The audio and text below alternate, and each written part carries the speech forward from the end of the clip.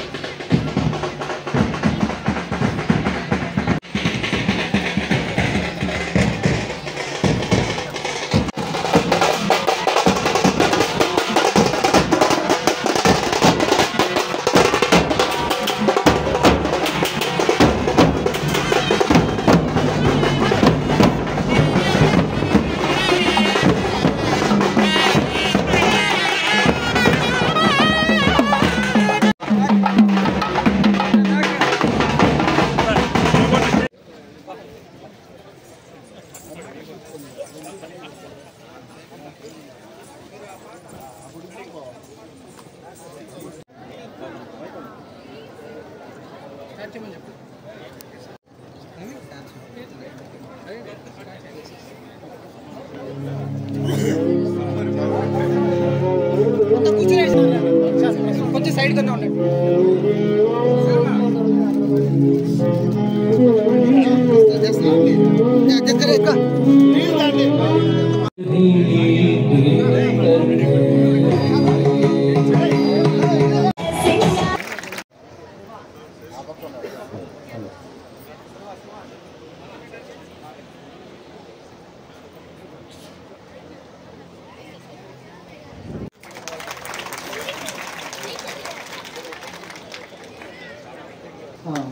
సాధారణంగా వేదిక మీదకి ఆహ్వానిస్తున్నాను.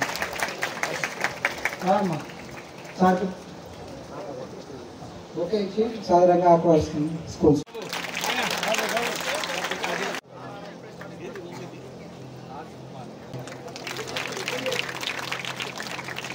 అలాగే నెక్స్ట్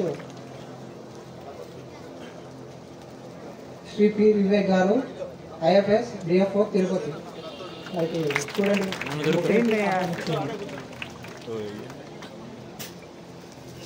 అలాగే ఈ ఫంక్షన్కి విశిష్ట అతిథులుగా వచ్చినటువంటి శ్రీమతి తమ్మిరెడ్డి తనుజారెడ్డి గారు ఆనరబుల్ ఎంపీపీ గారిని వేదిక మీదకి సాధారణంగా ఆహ్వానిస్తున్నాం.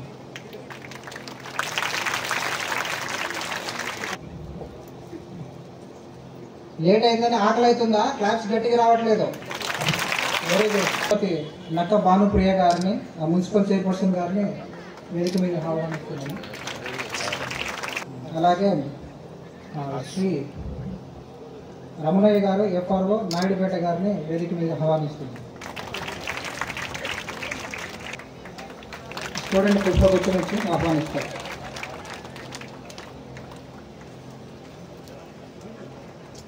రీసెంట్గా రిటైర్ అయినటువంటి వెంకటగిరి రేంజ్ ఆఫీసర్ శ్రీ రాజేంద్ర ప్రసాద్ గారిని సాధారణ వేదిక మీద ఆహ్వానిస్తారు.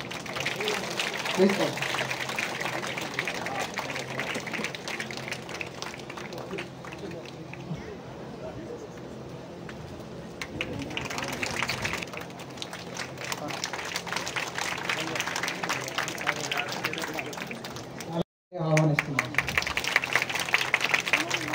స్టూడెంట్ పుష్పగుచ్చం సార్ని పిలుస్తున్నాను వేదిక నుంచి. శ్రీ గంగాధర్ గారు అందరికి కూడా ఈ ప్రారంభోత్సవ కార్యక్రమానికి సాధారణంగా ఆహ్వానం తెలియజేస్తున్నాము. Thank you very much for coming here.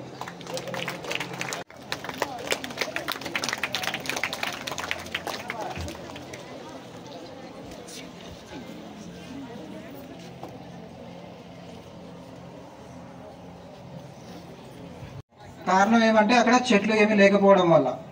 So urban areas కూడా గ్రీన్ లంగ్స్ లా ఉండాలి అని చెప్పి సెంట్రల్ గవర్నమెంట్ 2021లో నగరవనం అనే ఒక స్కీమ్ని తీసుకొచ్చారు. దాని కింద మొత్తం దేశంలో 400 నగరవనాల్ని 200 నగర వాటికల్ని శాంక్షన్ చేశారు. 23-24 గాను వెంకటగిరి నగరం కొంతవరకు పని పూర్తి చేసి ఈరోజు మన గవర్నమెంట్ ఎమ్మెల్యే గారితో ప్రారంభోత్సవం చేయించాము. తర్వాత సార్ ఈ నగరవనంలో మనం open gym, children play area, అలాగే కొన్ని వనాలను నిర్మిస్తున్నాం సార్. నవగ్రహ వనము, రాశి వనము, వీటితో పాటు ఫైకస్ గార్డెను, ఆర్బోరేటము, ఇంకా కొన్ని ప్రజలకు ఉపయోగపడే విధంగా మైనర్ ఫారెస్ట్ ప్రొడ్యూస్ వచ్చే విధంగా ఇంకొన్ని ప్లాన్ చేస్తాం సార్.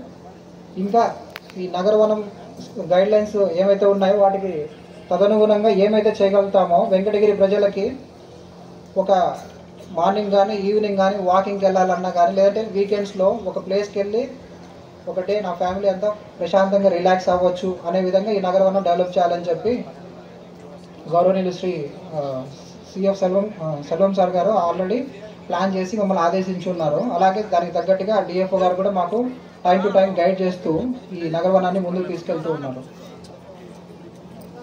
సో ఈ విధంగా నేను ఈ నగరవనం ప్రోగ్రెస్ని చెప్పాను. తర్వాత I request Shri P Vivek sir to give a brief. Shri P Vivek సార్ని నేను ఆహ్వానిస్తున్నాను. ఈ నగరవనం యొక్క విశిష్టతని అందరికీ తెలియజేయవలసింది. ప్లీజ్. అందరికీ తెలియజేయడానికి ఒక బ్రహ్మాండంగా రెడీ చేస్తున్నారు. స్టార్టింగ్ స్టేజే కానీ ఇంకా డెవలప్ చేయడానికి చాలా యాక్టివిటీస్ ఉన్నాయి. ఎస్పెషల్లీ మీ స్కూల్ చిల్డ్రన్స్ కానీ school children participation, school students, college students, జనాలు, ప్రజలు అందరూ కోఆపరేషన్ ఉంటే ఇంకా నెల్లూరు దగ్గర ఉన్నదానికి తిరుపతి దగ్గర ఉన్నది కానీ మంచి నగరవనంగా డెవలప్ చేయడం అనేది నా ఉద్దేశం. గవర్నమెంట్ తరపు నుంచి ప్రతి కాన్స్టిట్యున్సీకి ఒక్కొక్క కాన్స్టిట్యున్సీకి ఒక్కొక్క నగరం ఉండాలనేది టార్గెట్ అనమాట. అలాగే గూడూరు కాన్స్టిట్యున్సీకి కూడా ఒక నగరం ప్రపోజ్ చేస్తున్నాము. అది ప్రపోజల్ ఇప్పుడే వెళ్ళింది కాబట్టి ఇంకా టైం పడుతుంది. అది ఇప్పుడు వచ్చేస్తే ఇంకా మన ఏరియాలో ఒక 2-3 నగరవనంస్ డెవలప్ చేయగలుగుతాం. దీనికి స్టూడెంట్స్, జనాలు, కామన్స్ మ్యాన్ కాంట్రిబ్యూషన్ ఎక్కువ కావాల్సినట్టు ఉన్నాయి. ఏరియా పెద్దది కాబట్టి పార్టిసిపేషన్ మంచిగా ఉంటే, మీకు ఏం కావాలనేది మనకు ఫీడ్బ్యాక్ తీసుకుంటే ఉంటే మనము మంచిగా దీనికి స్టేజ్ పెట్టడం. ఎందుకోసం మనం స్టేజ్ పెట్టామంటే కంటిన్యూస్గా కల్చరల్ ప్రోగ్రామ్స్, అవేర్నెస్ ప్రోగ్రామ్స్, మీకు కావాల్సిన క్యారియర్ గైడెన్స్ కానీ, అవేర్నెస్ ప్రోగ్రామ్ కానీ, ప్లాంటేషన్ ప్రోగ్రామ్ కానీ, నర్సరీ అవేర్నెస్ కానీ, ఫారెస్ట్ గురించి, వైల్డ్ లైఫ్ గురించి అవేర్నెస్ చేయడానికి కానీ ఒక స్టేజ్ అనేది చాలా అవసరం అనేది అందరికోసం ఈ స్టేజ్ పెడుతున్నాము. ఈ స్టేజ్ నుంచి అయిన తర్వాత టికెట్ పెట్టగలుగుతాము. అది ఎమ్మెల్యే గారి వచ్చి ఫస్ట్ టికెట్ ఇనాగ్రేట్ చేసుకోమని రిక్వెస్ట్ చేస్తున్నాము.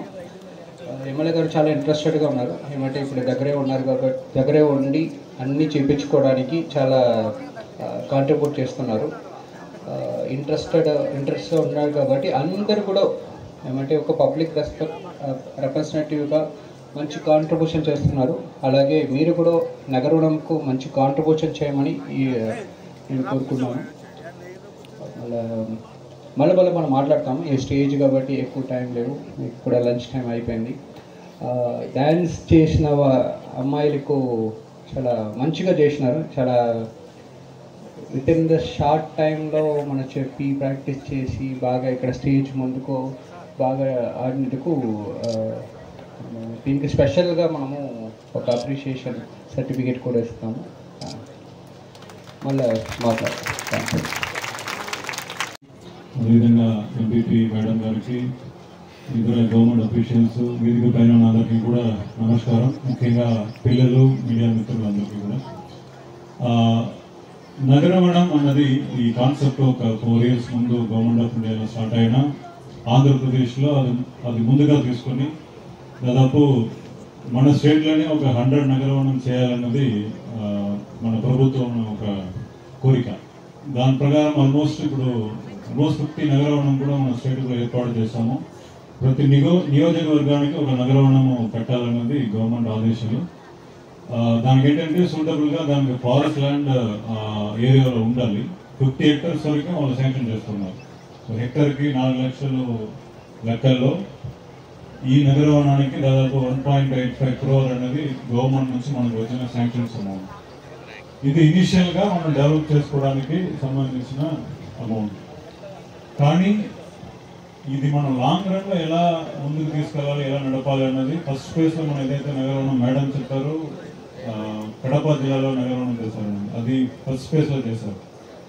ఇది మంచిగా ముందుకు తీసుకెళ్లాలంటే దీని మెయింటెనెన్స్, దీన్ని టికెట్ కలెక్షన్ ద్వారానే వస్తుంది.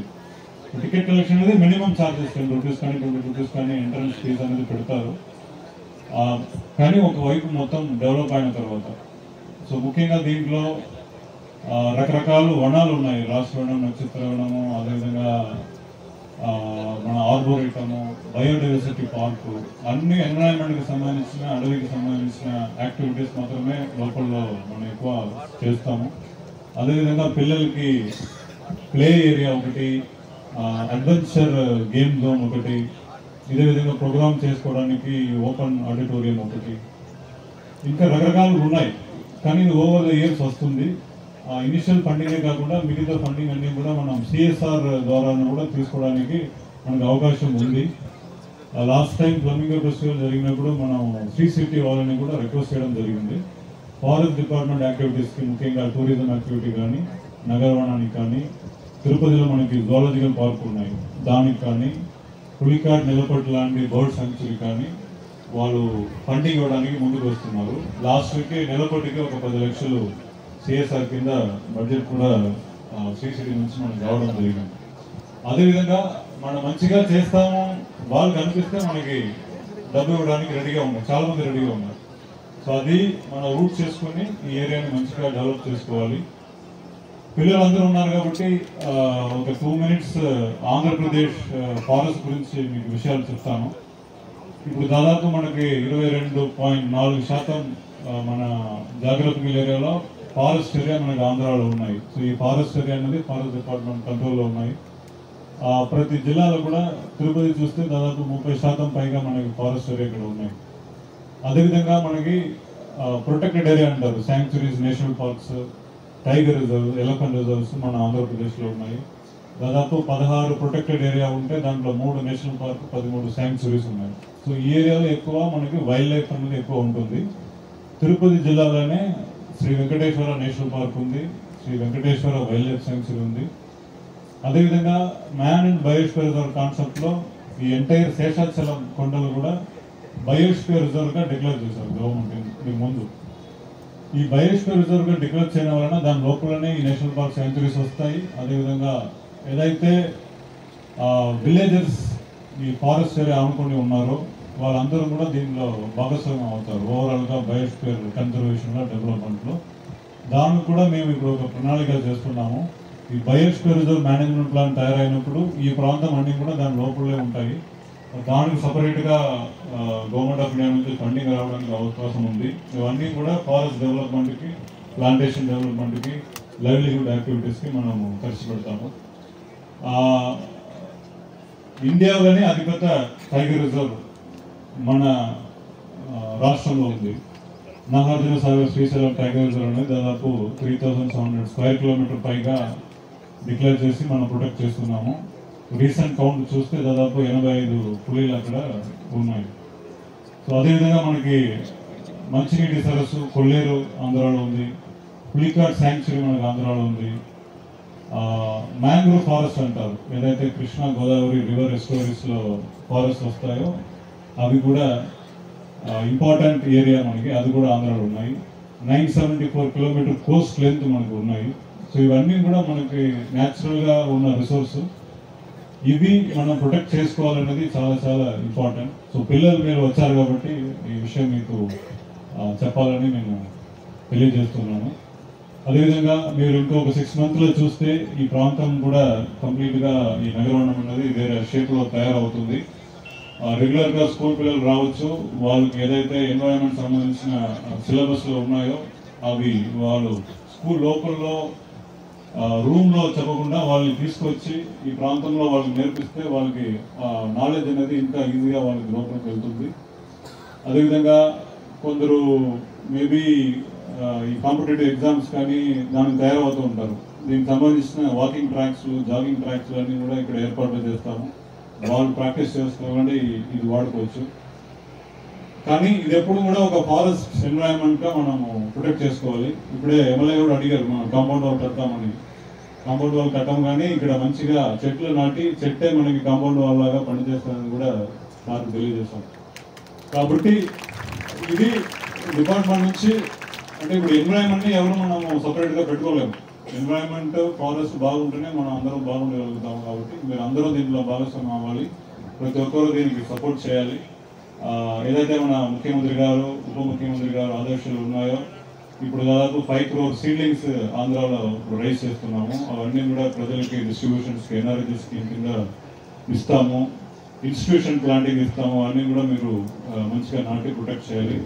ఫారెస్ట్ కన్జర్వేషన్కి, ఫారెస్ట్ ప్రొటెక్షన్కి మీరు అందరూ సపోర్ట్ చేయాలి.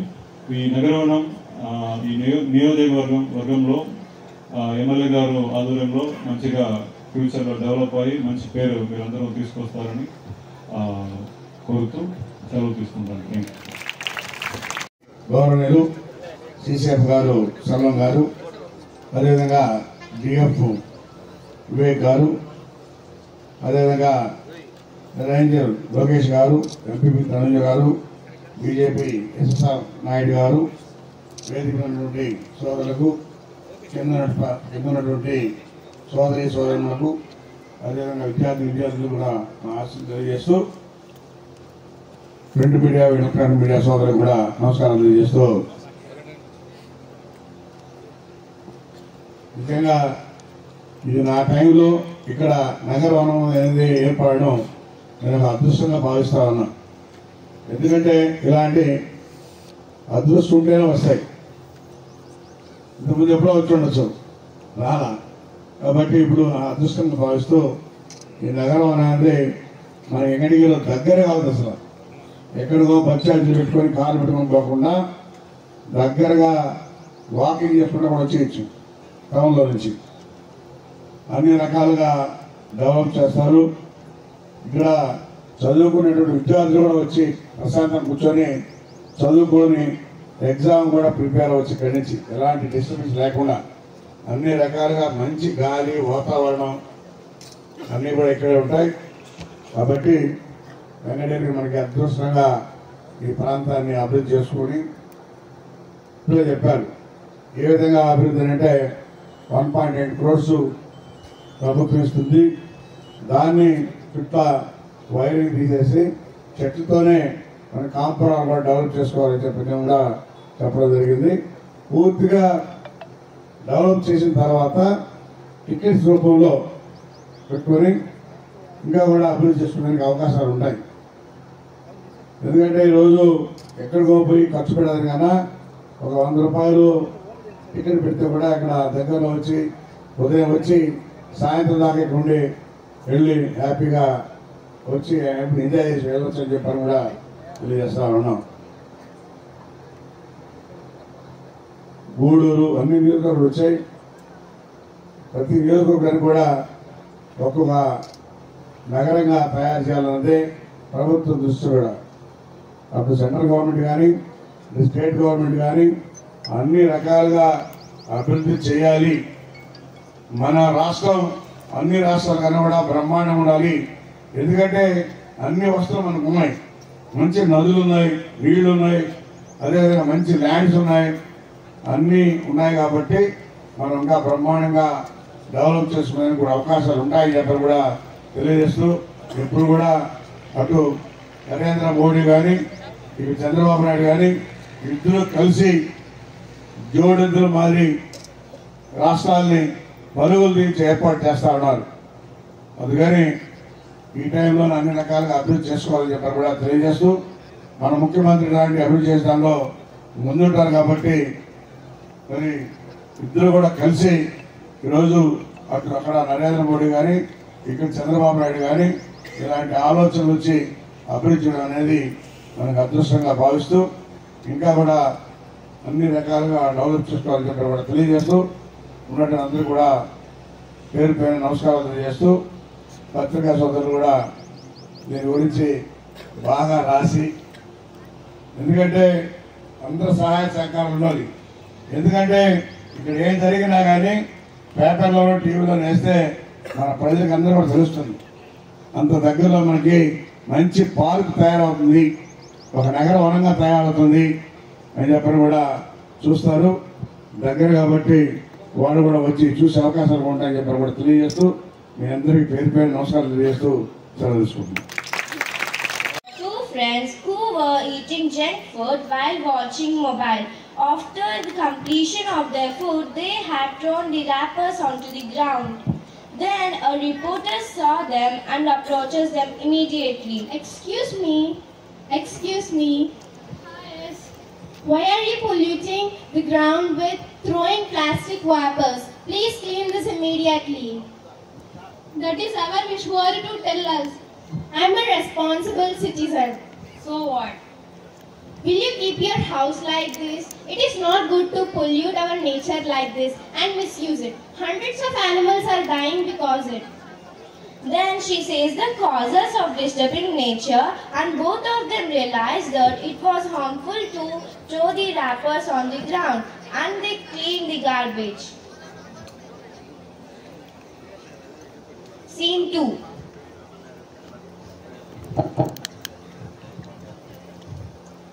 Once there were two friends named Mahita and Agriya.